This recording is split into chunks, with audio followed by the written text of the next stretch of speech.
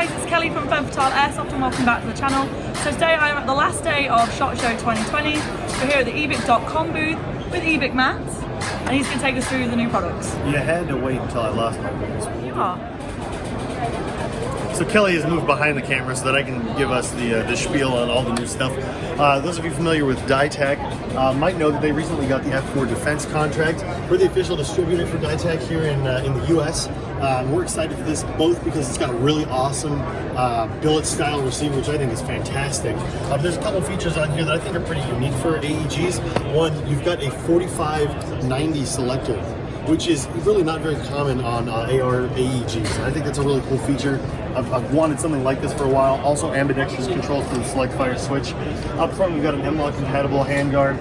Something unique here is while it's also M-LOK, this also doubles as a Picatinny rail segment. So kind of a 2-in-1. That's part of F4 Defense's design language. I really like that. And then of course it comes with some really cool EMG accessories. We've got a stubby stock. For those of you that remember the GMP style stubby stock, they were unadjustable, non-adjustable. So now you have a shorter buffer tube and a shorter stock, giving you a much more compact platform when you need it. And of course, it still extends to allow you to use the thing instead of keeping it compact. Of course, Ditech also has their SLR lineup, both their SLR AK-47 series as well as their SLR M4s. So make sure you check those out too if you want something a little bit different, but also in that billet style. Moving on from there, we recently released all of our Noveski rifle AEGs. We're excited because those have the new SDU 2.0 of the E-Silver Edge gearbox, which again is incredibly low resistance, extremely efficient gearbox, and it's got added programmability.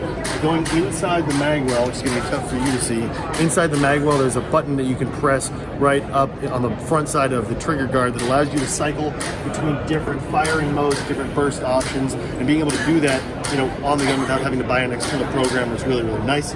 We're also going to be releasing a gas blowback version of the Noveski. This one comes in a kind of like a modified Western Arms system. So if you already have Western Arms mags and some Western Arms upgrade parts, that's great. Although full steel internals right out of the box, so it should be a really good performance.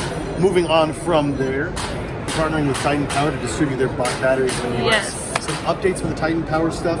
Their biggest pack is now the 3000 milliamp instead of the 2600, and they're going up to a 16C discharge rate instead of the 10C, which is going to give you a little more bang.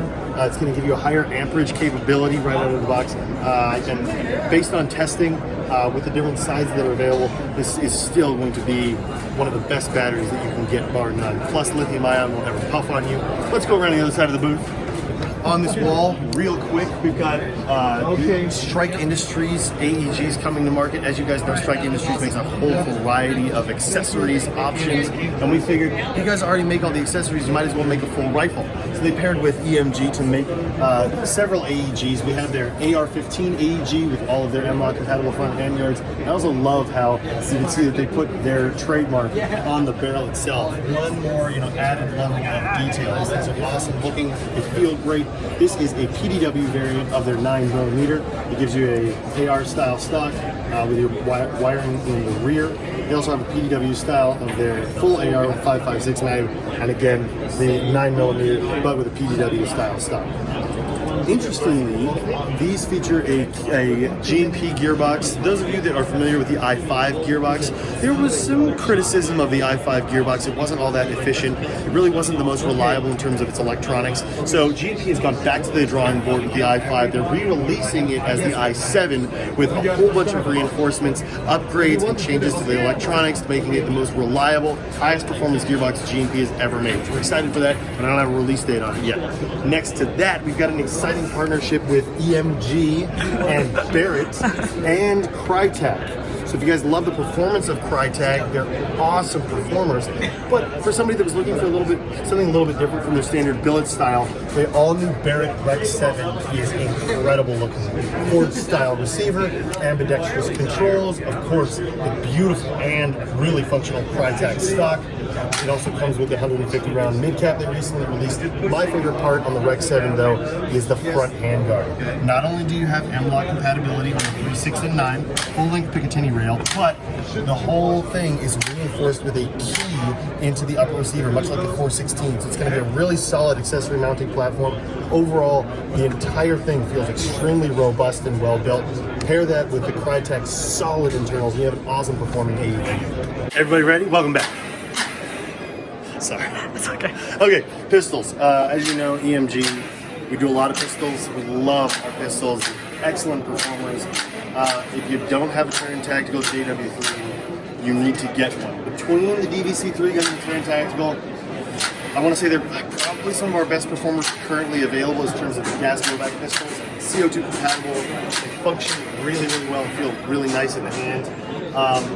Something I'm excited about that's coming out around March is the new Archon Firearms Type B.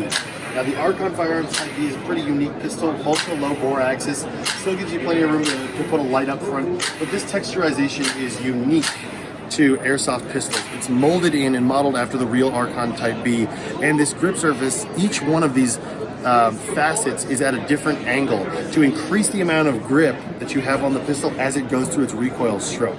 Not to mention on the real firearm, something we've replicated here is this webbing just under the back strap here. This actually pushes on the tendon in your hand, and as it goes through its recoil, forces your hand to tighten around the pistol, giving you even more control. You've got a lowered section here to do press checks and also to rack the pistol, but my favorite part here is how excellent the trigger is. You have a nice, pronounced wall, it's easy to find, and then a nice, crisp break. And to my knowledge, that reset is one of the nicest triggers of any airsoft pistol I've ever had, and I don't mean that in a biased way. It's really, really good. So we're excited for that to come out. An update to the Terran Tactical. If you guys are into the island style barrel, the one with the sight tracker cut, that's going to be coming out later this year, but I don't have any information on the exact release date. And rounding out the Strike Industries releases, we have a new Strike Industries pistol. This one manufactured by G&P. Well, this is one of their first gas blowback pistols, which is really cool. G&P's done gas blowbacks before, but never a pistol. This thing is incredibly lightweight. So if you're looking for something that is a tack driver that puts rounds down range really, really quickly, the lightning slide with the lightning slide cuts, as well as a really cool comp on the front end, the awesome looking barrel, and the red dot mount on top make for a very feature-rich pistol that feels really nice and, you know, is going to give you that added performance of being lightweight. Alright, I know this video is getting lengthy, but we have a lot of product releases. We announced the Angstad a couple years ago. Both of these platforms, as well as a couple more, are going to be available very soon. Notice the differences in stock and M-LOK rail length. Angstad was one of the first players that did PCCs in the real firearm world, so we thought it was only fitting to do a PCC of their version for the airsoft world. This AEG is really nice in terms of its performance. Obviously, it feels just like the real thing. The front handguard has a lot of real estate, giving you an anti-rotation surface against the upper receiver, so it's really, really solid for accessory mounting. Those should be coming out later this year. I don't have an exact ETA on those. Just below those, we're also bringing the Knights PDW back to Airsoft, this time as an AEG form. What you'll notice here is that this is labeled Helios. Helios is a new addition to the EMG kind of environment or ecosystem. That's a better word. So the EMG ecosystem, the Helios is a sub-brand. One of the wonderful things about EMG is you get a really nice licensed product with a ton of features and excellent quality, but that doesn't always fit everybody's budget. So we wanted to release an entire segment that had all of the licensed products without giving up a lot of features that allowed you to get a really nice EMG level of performance at a lower price point that's a little bit more affordable for other airsofters. Now for some things, like on our side here, that means that you're trading a full metal body for a polymer body, but you don't lose ambidextrous controls, and you still maintain EFCS programmability, like in these Aries-powered Knights SR16E12s. We also have a SEMA project with the Umbrella Corporation M4. This is an AEG and features SEMA's QBS, the quick buffer change system, which allows you to remove the buffer tube in a toolless way.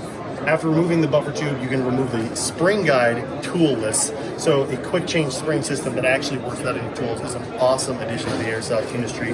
And as you can get it at a lower price point, it makes a lot of sense for an airsoft that isn't ready to drop $400, $500, $600 on an AEG. All right, guys, thanks for stopping by the evic.com booth. I'm glad I could show you around at all the exciting stuff coming up. Make sure you stay tuned to Kelly's social media or Femme Fatale's social media, as well as ours, for future updates on all of these products and how soon you can get them where you are. Hey guys, welcome at SHOT Show 2020. I'm Ronald and I'm running the SCTPluck initiative. The SCTPluck initiative, there you go, SCTPluck.com. It's all about adoption of the SCTPluck. It's a way more superior connector over the default Tamiya connector. And we have many manufacturers already on board supporting this initiative. Even batteries from Titan and MOSFET from Gate and Perun will also be supporting the T-Pluck initiative. So go to the website SCTPluck.com. We also need your help. Sign the petition and let's make this happen. Thanks a lot.